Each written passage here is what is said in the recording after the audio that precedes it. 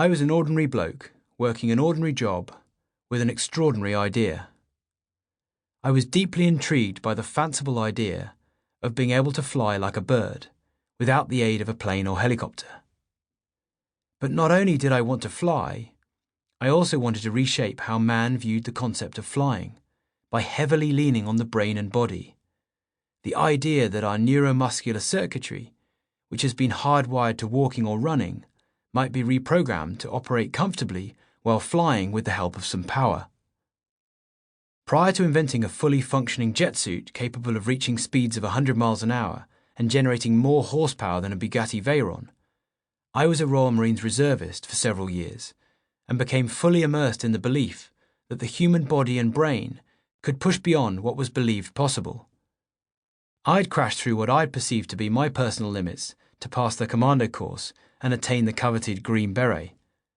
In ultramarathon competitions, I went even further, running greater distances than I ever thought I was capable of, while watching a field of athletes push themselves in the same way.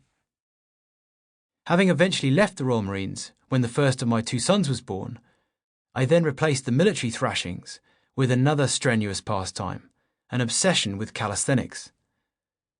This is a style of bodyweight exercise perfected by gymnasts and freerunners, not to mention a number of highly skilled athletes in other disciplines, the kind you might see performing at Cirque du Soleil. My interest in the sport began as a lunchtime escape to the gym. I wanted to continue to explore the body's limits in terms of strength and control. I used my physique in an aggressive way at the gym, building the core strength and muscular control to execute a range of movements.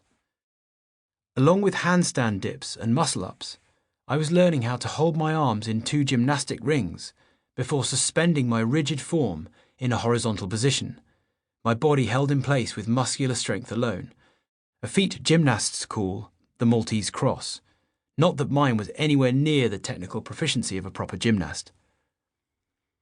I later learned how to roll up from a crouch position into a handstand and perform planche planks, a tricky position where a person's vertically straightened arms hold the body parallel to the ground, like a suspended press-up.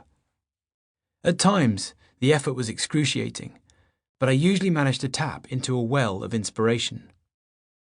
It struck me during those intense sessions, my muscles and tendons trembling with the strain, that the human form was capable of a myriad of unexpected physical feats. And if we can do all this on land, what might happen if we had wings?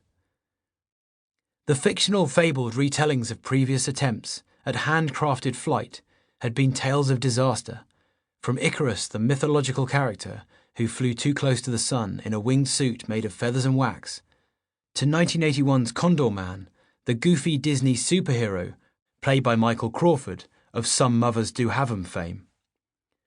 Neither storyline delivered a sequel. Icarus because his wings melted, causing him to crash into the sea and drown. Condor Man because his escapades paled into comparison with those of Superman, Batman and their caped peers. But the spark had been lit.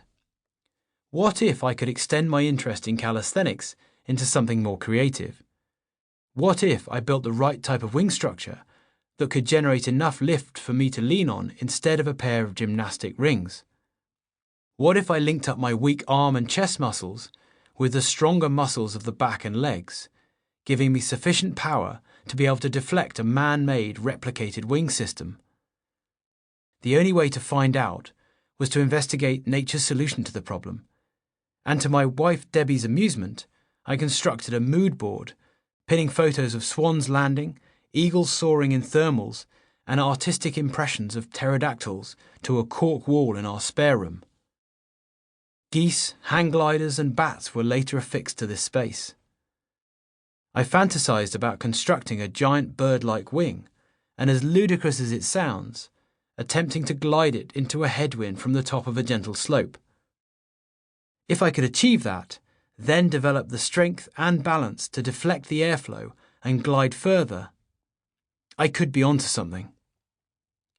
I was certainly light enough to give it a go, thanks to those ultramarathons. I was also strong enough due to my time spent hammering myself in the gym. My only stumbling block was that the equipment needed to succeed was unavailable at that point, or so I thought.